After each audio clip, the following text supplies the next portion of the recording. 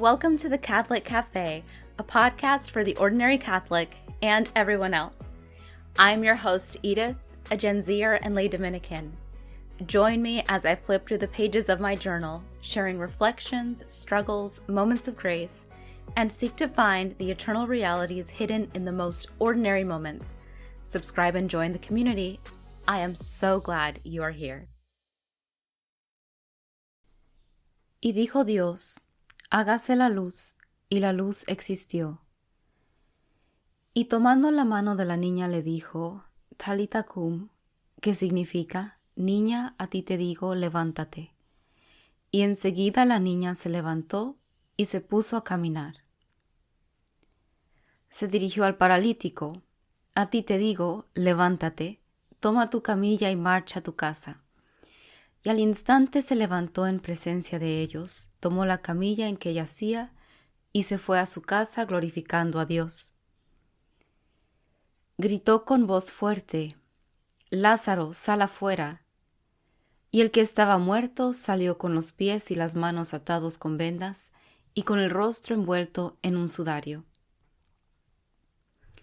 Luego tomó el pan, pronunció la bendición, lo partió y se lo dio diciendo, Este es mi cuerpo que será entregado por ustedes.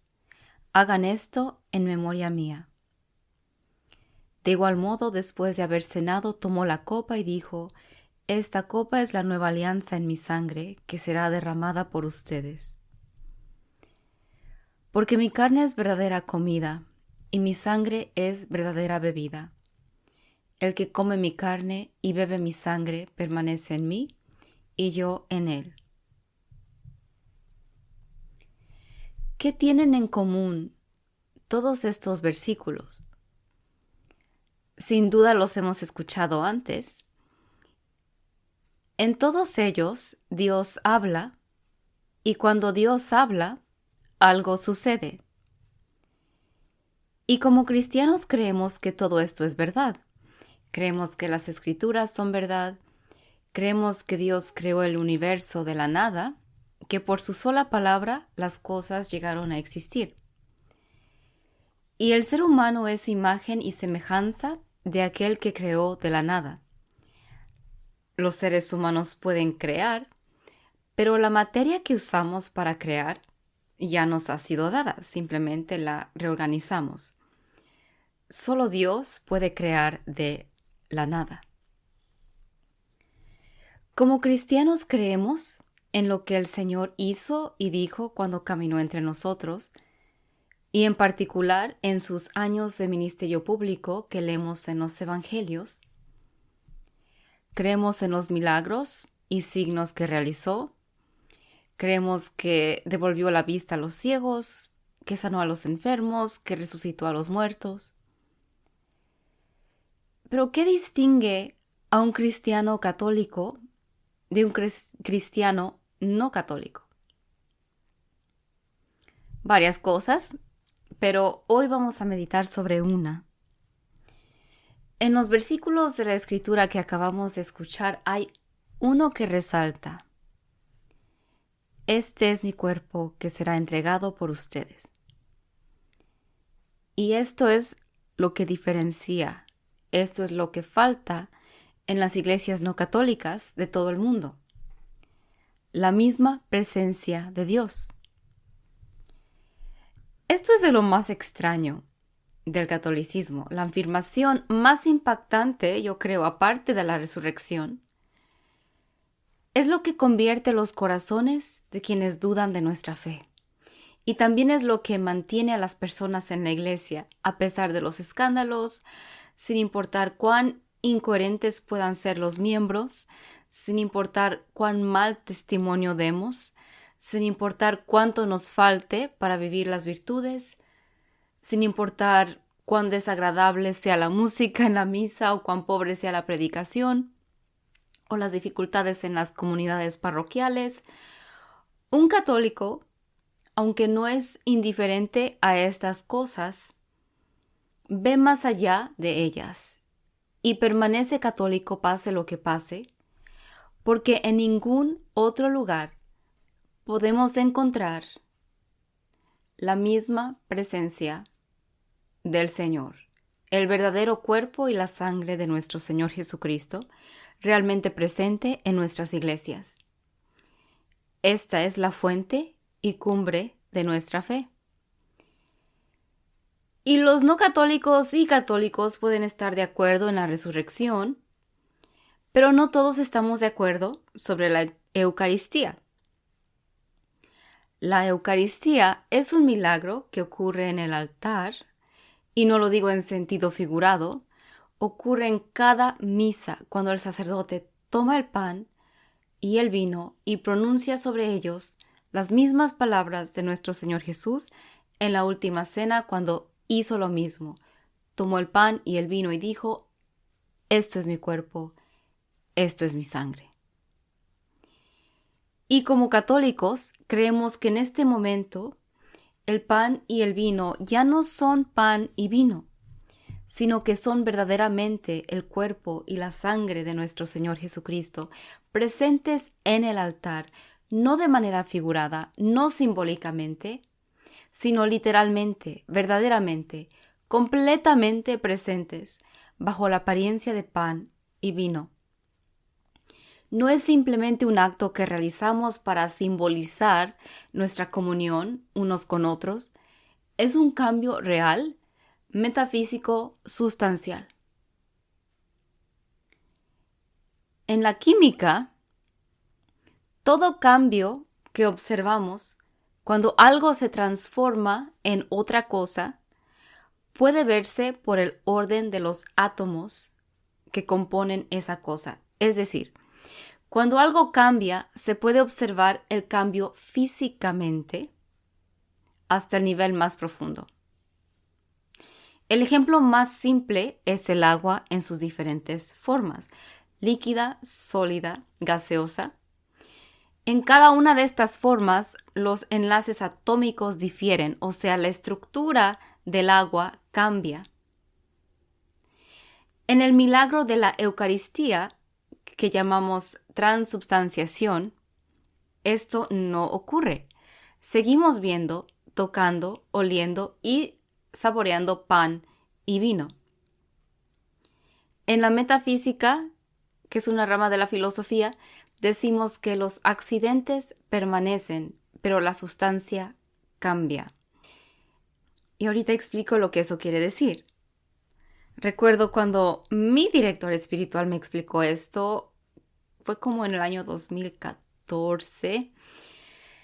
Y siempre recuerdo con precisión las fechas, los años o los lugares donde estábamos cuando me enseña algo, y a veces le digo: ¿no se acuerda cuando me dijo esto hace 10 años? Dice: no. Pero en ese entonces estaba leyendo un libro que hablaba sobre dos términos filosóficos importantes, que son la transubstanciación y consubstanciación. Ahora, la consubstanciación es la idea que tenía Martín Lutero. Este es el padre de la Reforma Protestante y estaba muy equivocado. Consubstanciación quiere decir que él creía que en la misa ocurre la consubstanciación, que significa que la presencia de Dios se une al pan y al vino, pero nada cambia realmente en el pan y el vino. Están como pegados con pegamento con Dios. Dios viene, se une al pan y al vino, pero siguen siendo separados, siguen estando separados. Esto no es lo que creemos como católicos. Nosotros creemos en la transubstanciación, que es la transformación de la sustancia del pan y el vino. Y cuando el padre me lo explicó, me mostró uno de sus dedos y me preguntó: ¿qué es esto? Pues es un dedo. ¿Cambiaría esa realidad si me lo rasco o lo golpeo? ¿Y si me machuco y se pone negro? ¿Si se envejece, sigue siendo un dedo? Pues sí sigue siendo un dedo. La sustancia, el ser un dedo, permanece aunque las propiedades externas cambien. aunque la apariencia física cambie, eso no cambia lo que la cosa es. Así como si el agua se derrite, se congela o se evapora, la apariencia cambia, pero sigue siendo agua. Esa es su sustancia, esa es su esencia. Y en filosofía, esas propiedades físicas se llaman accidentes. Incluso nuestros cuerpos cambian con el tiempo. Yo he cambiado en los últimos 5 años, pero no diría que ya no soy yo. Sin embargo, en la Eucaristía creemos que la sustancia, lo que la cosa es en su esencia, sí cambia.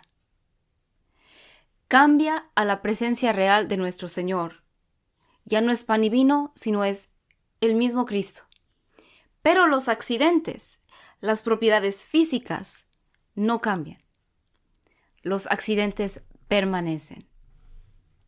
Bueno, todo esto suena como una explicación muy racional y es la explicación más cercana que tenemos para entender la Eucaristía.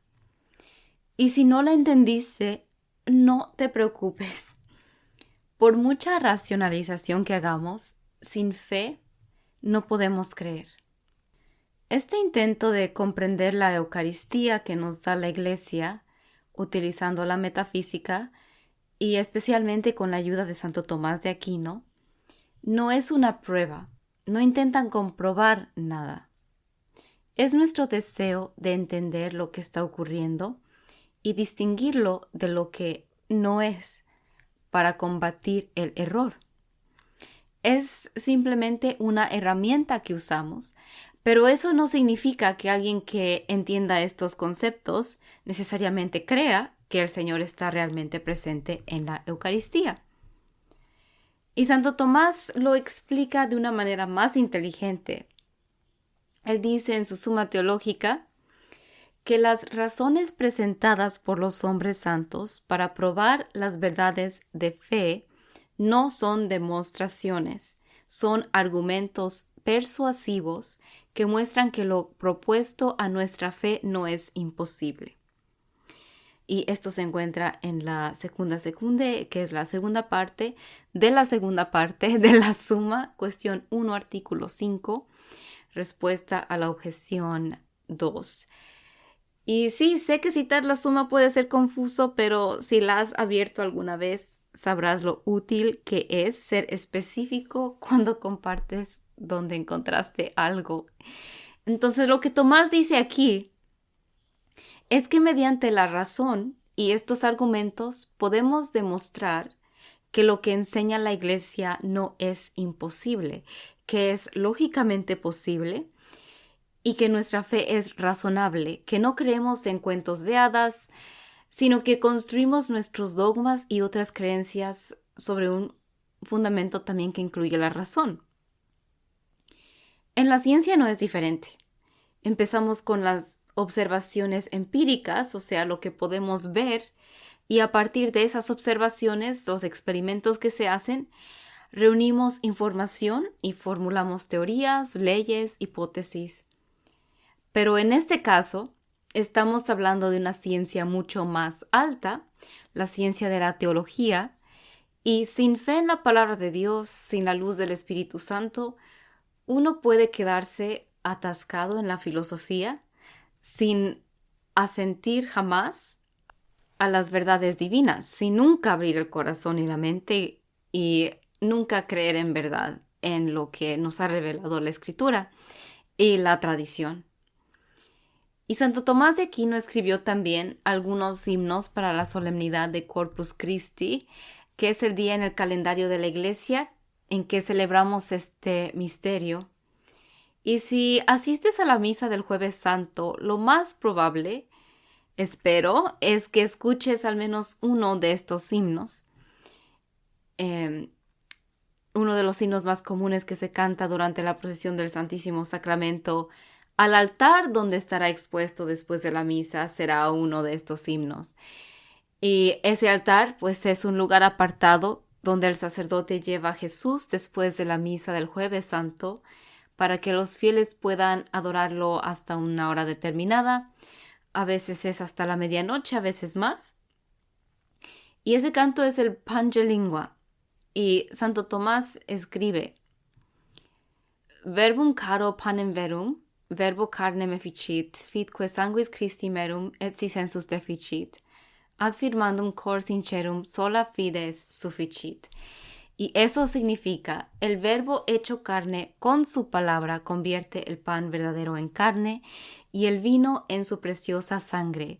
Aunque los sentidos no lo perciban, la fe sincera del corazón basta para confirmar la verdad.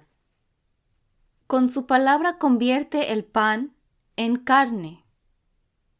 Por las palabras pronunciadas por el sacerdote, el pan se transforma en su carne, el vino en su sangre, aunque los sentidos no lo perciban, o como dice el himno, et si sensus deficit. Solo la fe es suficiente, sola fide sufficit. Al final es un acto de fe lo que levanta el velo de la razón y nos da ojos nuevos para ver el pan y el vino por lo que verdaderamente son. Y esto me recuerda a otro lugar en la Suma de Santo Tomás, donde cita a San Gregorio Magno, y en esta cita están meditando sobre el apóstol Tomás, Santo Tomás el apóstol, quien no estaba con los otros apóstoles cuando Jesús se les apareció y luego dudó, y al ver al Señor dijo: Señor mío y Dios mío. San Gregorio dice: Tomás vio una cosa y creyó otra. Y Santo Tomás de Aquino comenta: vio al hombre y creyendo que era Dios, hizo profesión de su fe, diciendo: Señor mío y Dios mío. Entonces Santo Tomás el apóstol, que había dudado, vio al Señor en su humanidad, vio al hombre, pero su profesión de fe fue: Señor mío y Dios mío. Vio al hombre, pero creyó que era Dios. Y esto se encuentra en el mismo lugar de la Suma que la cita anterior, pero en el artículo 4, respuesta a la objeción 1. Y cuando nos postramos ante la Eucaristía, nosotros también vemos una cosa y creemos otra. Vemos pan y vino, pero creemos que el Señor está presente y podemos estar seguros de esta verdad. Y Santo Tomás nos dice también por qué podemos estar seguros en otro de sus himnos llamado Adoro te devote, y él dice: Visus tactus gustus inte fallitur, sed auditus solo tuto creditur. Credo quid dixit Dei filius, niloc verbo veritatis verius. Y eso significa: vista, tacto y gusto en ti se engañan. Solo por el oído es seguro creer. Creo todo lo que ha dicho el Hijo de Dios. Nada hay más verdadero que esta palabra de verdad. ¿Creemos en lo que nos dicen las Escrituras? ¿Por qué creemos en ellas?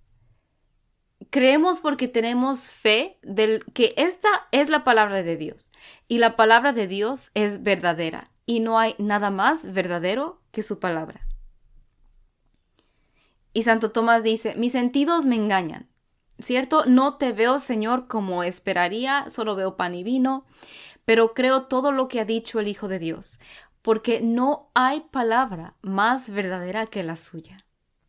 Creo que Jesús está presente en la Eucaristía porque Él lo dijo, porque Él dijo: este es mi cuerpo, esta es mi sangre.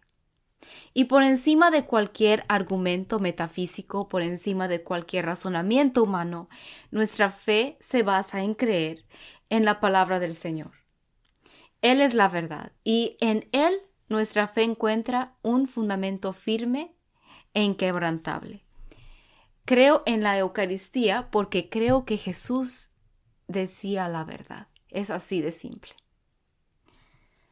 Si verdaderamente creemos los pasajes que compartí al principio, que Dios creó el universo de la nada con su palabra, que sanó a personas, que resucitó a los muertos, ¿cómo no le voy a creer? ¿Cómo voy a elegir decir que Jesús mentía cuando dijo: mi carne es verdadera comida, mi sangre es verdadera bebida? Y cuando fue cuestionado, porque eso era escandaloso, era una locura, incluso para nosotros ahorita, algunas personas dicen, es una locura creer eso. Era impactante y fue impactante para aquellos que lo escucharon. Él no se echó para atrás, no suavizó su enseñanza, no la aclaró, no se retractó, sino que la intensificó y dijo, amén, amén, les digo, en verdad lo reafirma. Si no comen la carne del Hijo del Hombre y no beben su sangre, no tendrán vida en ustedes. El que coma mi carne y bebe mi sangre tiene vida eterna, y yo lo resucitaré en el último día. Porque mi carne es verdadera comida y mi sangre es verdadera bebida. El que come mi carne y bebe mi sangre permanece en mí y yo en él. Y el Evangelio nos dice que muchos de los discípulos que lo escuchaban dijeron, esta enseñanza es dura.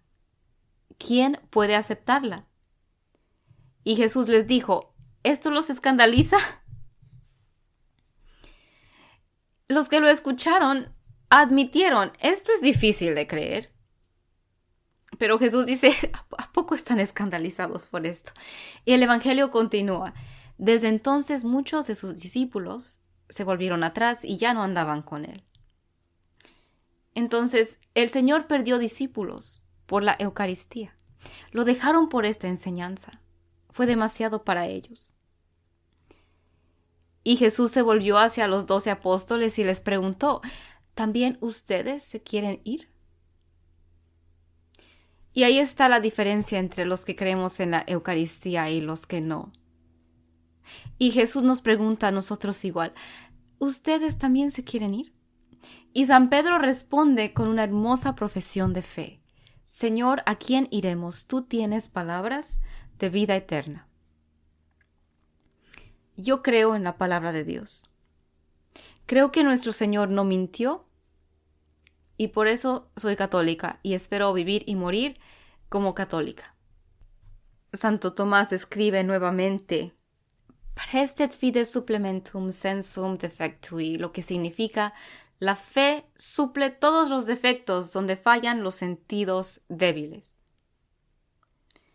No veo al Señor. No lo veo como lo vieron sus apóstoles, pero cuando mis sentidos fallan, la fe suple. La fe cubre mis defectos. Incruce latebat sola deitas, atix latet simul et humanitas, ambos tamen credens adque confitens. En la cruz solo estaba velada tu divinidad. Aquí están veladas tanto tu humanidad como tu divinidad, pero en ambas, creyendo y confesando, rindo mi fe por igual. Eso es lo que significa. Si hubieras visto a Jesús en la cruz, no habrías visto su divinidad. No habrías visto a un Dios todopoderoso. Habrías visto a un hombre derrotado, golpeado, a punto de morir. Un hombre en el punto más bajo de su vida. Un hombre con un ministerio que desde afuera parecía fracasado. Pero habrías visto a un hombre. En la Eucaristía, Él oculta tanto su divinidad como su humanidad. Pero a ambas mi fe se rinde y las confiesa. Creo que tanto su divinidad como su humanidad están presentes ante mí. Cuando los católicos entramos a una iglesia católica, lo primero que muchos hacemos es buscar una luz, una vela. Es roja o blanca, que está encendida y normalmente no siempre está bellamente adornada. Puede estar al frente, al lado, colgada desde algún lugar. Esta luz es una señal que dice, sí, Jesús está aquí, el Santísimo Sacramento está aquí. Y nos indica dónde está reservado el Santísimo Sacramento y hacemos una genuflexión, doblamos la rodilla derecha hasta el suelo en dirección al Señor. Y cuando los católicos pasamos por una iglesia para orar, entramos y nos tomamos el tiempo para hacer eso, eso significa mucho más que solo eso. A veces voy a una capilla cerca del trabajo en la hora de mi almuerzo y pues me han preguntado algunas personas, ¿qué haces? ¿Qué haces ahí? Como si dijeran, ¿por qué vas a la iglesia si no hay ninguna actividad? ¿Por qué vas solo para sentarte ahí? ¿No podrías, no sé, leer o rezar en tu carro? Y la gente realmente tiene curiosidad de por qué es tan importante para mí poder ir a una iglesia física. Tomarme el tiempo para manejar hasta allá, sentarme probablemente por 20 minutos máximo y regresarme. Parece una pérdida de tiempo. Pero ellos no saben lo que nosotros sabemos y lo que yo desearía que supieran. Y si lo supieran, todos me seguirían. Leí una vez algo que dijo un ministro no católico. Él decía, si yo pudiera creer que Jesús está presente en la Eucaristía, gatearía sobre vidrios rotos si fuera necesario para estar con Él. Ellos no saben que estoy a punto de encontrarme con el Creador del universo. Estoy a punto de ver a Dios, literalmente, y Él está a punto de verme a mí. Y puedo sentarme frente a Él y hablarle mientras Él me escucha, y a la vez puedo estar en su presencia e intentar escucharlo a Él. En otras iglesias no tienen la presencia real de Jesús. Puedes tener una predicación excelente que te haga sentir bien. Puedes sentirte alegre y animado en cada servicio. Puedes tener un hermoso grupo de alabanza. Puedes encontrar una comunidad maravillosa de personas. Puedes estar en una iglesia grande con muchas actividades y donde van a hacer misión y tienen tantas cosas buenas y donde siempre dices, hoy sentí bien bonito. Pero no tienes al Señor. No puedes obedecer el mandato del Señor de comer su carne y beber su sangre. Y si hay un rito que intenta hacer esto, es meramente un símbolo. Y eso no niega la verdad ni el bien que ocurre en otras iglesias, porque Dios está presente donde hay verdad y bondad. Pero Dios ha elegido quedarse con nosotros de una manera especial, y si no comes su carne y bebes su sangre, no tienes vida. Así que en este Jueves Santo, recordamos el día en que Jesús instituyó la Eucaristía. Participamos de este banquete como lo hacemos en cada misa y se inaugura el Triduo Pascual. La Cuaresma termina en la tarde del Jueves Santo y entramos en los 3 días más sagrados del año, donde recordamos los misterios de la pasión, muerte y resurrección de nuestro Señor.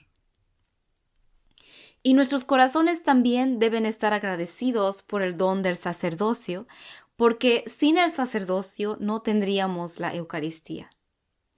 Sin nuestros sacerdotes que actúan en la persona de Cristo y consagran el pan y el vino en el cuerpo y la sangre de Cristo, no tendríamos este sacramento.